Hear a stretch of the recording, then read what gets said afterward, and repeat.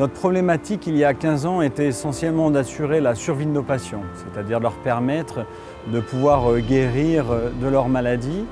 Et parce que l'oncologie a évolué avec de nouvelles thérapeutiques, s'est posée finalement la problématique d'une maladie chronique. Et c'est dans cette optique que se sont développées la notion de soins de support. Il faut imaginer que pour ces patients à qui on pose un diagnostic de cancer, souvent sont quelque part dépossédés du fil de leur vie. Le fait de pratiquer une activité physique et sportive chez des patients atteints de cancer augmente les résultats obtenus par les traitements. Et la CAMI, qui est née il y a 11 ans, propose, à travers une technique qui s'appelle le médiété, de pouvoir effectivement faire une activité physique en toute sécurité. Avant de débuter une séance, on pratique le médiété pendant au moins une demi-heure, qui permet aux patients de reconstruire tout leur schéma corporel, que ce soit aussi bien la souplesse, la force musculaire et la coordination des mouvements. Le rapport qu'ils ont avec l'éducateur, avec nous les éducateurs médico-sportifs, c'est qu'il y a une confiance qui est réciproque. Et donc ils savent se livrer, nous dire quand ça ne va pas, si un traitement a été plus difficile. J'avais présenté il y a maintenant, en novembre 2013, au club de canoë le projet. Ça les a séduits, donc on est parti dans l'aventure. Ce projet a une exemplarité, peut-être aux yeux des autres, mais nous, il a une exemplarité au sein du club parce que ça montre à nos jeunes la capacité qu'ont ces personnes à se dépasser, à oublier leurs souffrances, leurs maladies. Et pour nous, ça favorise la cohésion aussi du club et des générations.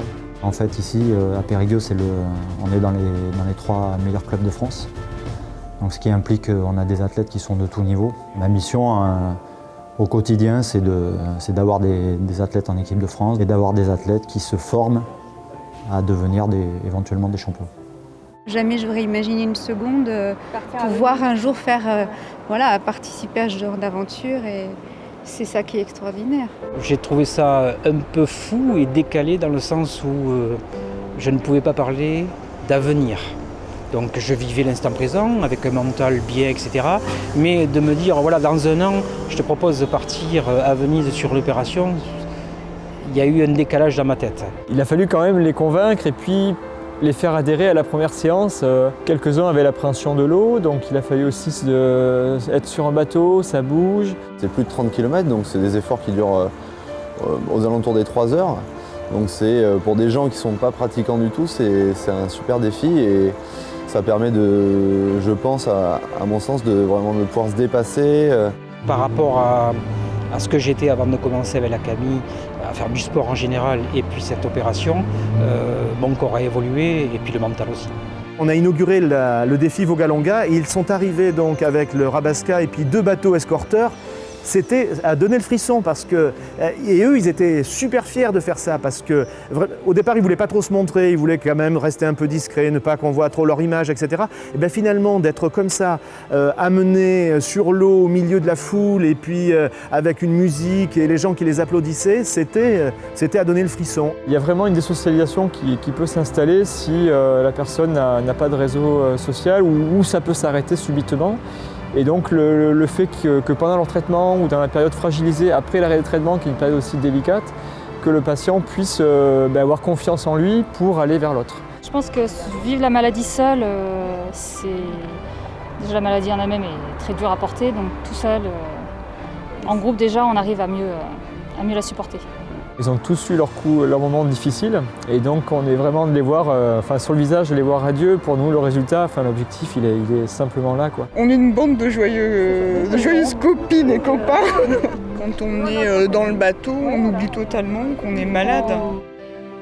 Vraiment, ce sont des gens qui sont dans un projet et qui veulent aller au terme de ce projet. Donc tout le reste, finalement, c'est anodin pour elles. Et puis je pense qu'elles ont forcément traversé des situations beaucoup plus dures que ce qu'on peut trouver nous sur l'entraînement.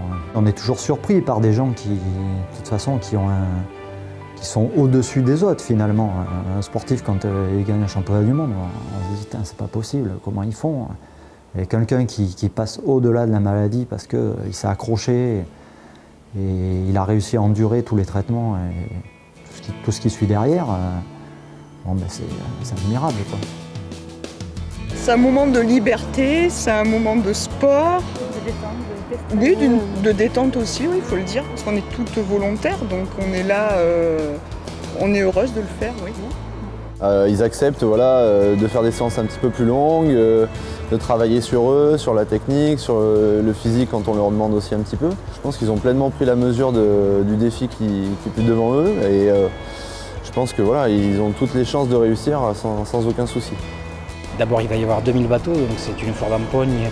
Et même si le but n'est pas d'arriver le premier, c'est quand même d'arriver. Et puis on est en pleine mer avec les vents et tout ça, donc c'est vraiment un acte sportif, un acte d'équipe. C'est bien le canoë pour ça, c'est que ça fédère un groupe, donc des individualités qui ne sont pas forcément là pour les mêmes raisons, entre guillemets, mais qui, ensemble, vont faire avancer le bateau et du coup avancer pour aller jusqu'à leur défi en mai prochain.